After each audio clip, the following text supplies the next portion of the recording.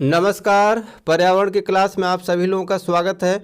देखिए, इससे पिछले वाले वीडियो में जो है पर्यावरण से संबंधित जो आपका पहला चैप्टर है पर्यावरण के, उसमें जो है पृथ्वी की जो संरचना है, पृथ्वी की आंतरिक संरचना के बारे में जो आपको दो तरह से उसको जो बांट सकते हैं। तो जैसे पृथ्वी की जो आपका सियाल, सीमा, निफे और जो है भूपटल, मंडल और क्रोट के बारे में जो है पीछे वाले वीडियो में जो है हम डिस्कस कर चुके हैं।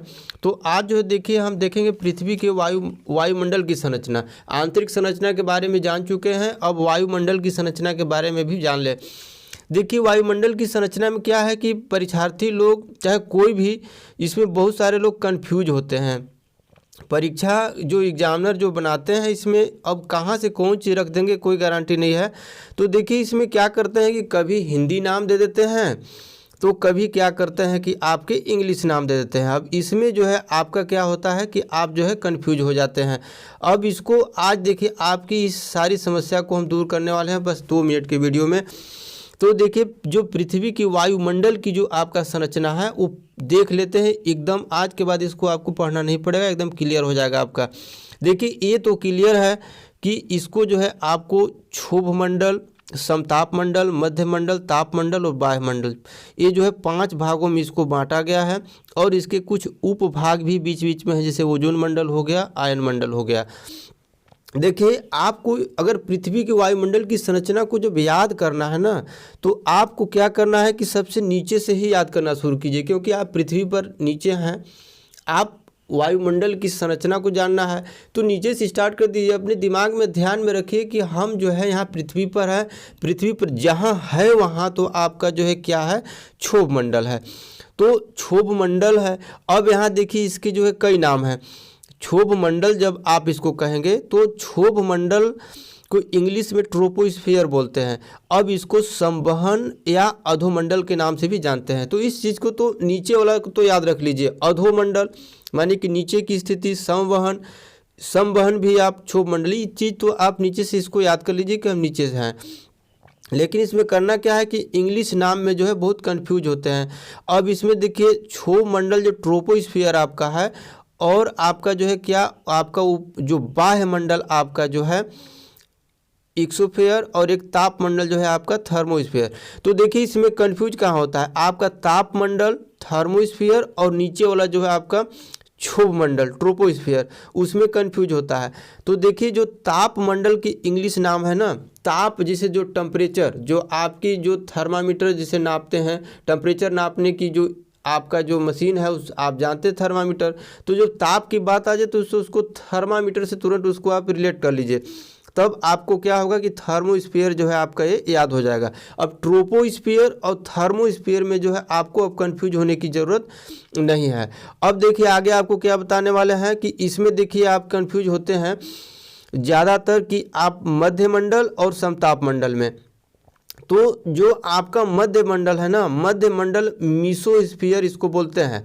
अगर आपका अंग्रेजी नाम यदि आप भूल गए एग्जाम में कि मीसोस्फीयर है कि क्या है, तो देखिए, अगर मध्य मंडल यदि आपका नाम याद है तो आप मध्य के पहला आपका जो अक्षर है यम याद रख लीजिए, और इसका भी आपका जो है यम याद रख लीजिए। यम से यम रिलेट करके मीसोस्फीयर, मध्य मंडल, एकदम इसको जो है आप याद कर लीजिए, नहीं भूलेंगे।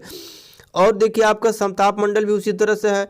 अगर आप इसमें भूल गए स्ट्रेटोस्फीयर और समताप मंडल में यदि आप भूल गए तो उसमें आपको क्या करना है कि देखिए, जो आपका जो स है इसमें, और इसमें भी आपका यस स होता है, यस से ही, तो इसको भी आप रिलेट करके याद कर लीजिए। समताप मंडल को स्ट्रेटोस्फीयर से रिलेट करके आप याद कर लीजिए, आप नहीं भूलेंगे। तो ये तो बात हो गई आपका जो है मंडल के याद रखने की बात। क्षोभ मंडल आपका हो गया सबसे नीचे, फिर समताप मंडल हो गया, मध्य मंडल हो गया, ताप मंडल हो गया, बाह्य मंडल तो आप ऐसे भी याद रखेंगे, बाह्य माने एक्साइट, आप खुद जानते हैं कि जो है बाहर की चीज़ होगी एक्सोस्फीयर। अब इसके बारे में जान लेते हैं कि आखिर है क्या इसमें। देखिए, आपका जो क्षोभ मंडल है ना, क्षोभ मंडल सबसे नीचे की है, ये आपका भूमध्य रेखा से जो है आपका जो है 14.5 किलोमीटर ऊपर, और ध्रुवों से इसकी ऊंचाई जो है आपका 8 किलोमीटर ऊपर। और इसमें जो है क्या होती है, आपको मौसम को प्रभावित करने वाली सारी घटनाएं जो है क्षोभ मंडल में होती है। और जो आपका समताप मंडल है, समताप मंडल में देखिए आपका जो है एक विशेष प्रकार के मेघ का निर्माण होता है जिसे मूलाशय मेघ कहते हैं। इसको भी परीक्षा में पूछा जा सकता है। और इसमें जो है देखिए आपको क्या है कि मौसम को प्रभावित करने वाली जो है इसमें जो है कोई भी घटना आपका समताप मंडल में नहीं होता है और वायुयान जो है इसमें जो है समताप मंडल में उड़ान भरती है।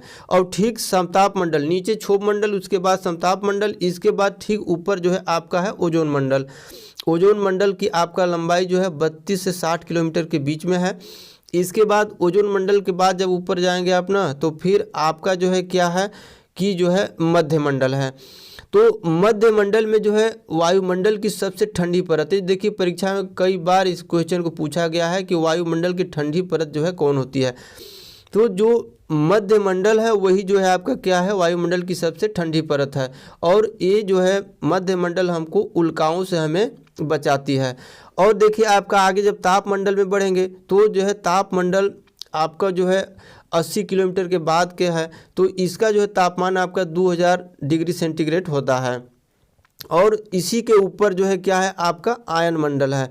आयन मंडल में देखिए आपका जो है दूरसंचार के जो उपग्रह जो है यहीं स्थापित किए जाते हैं। इसकी जो है आपका 60 से 660 किलोमीटर इसकी जो है ऊंचाई होती है।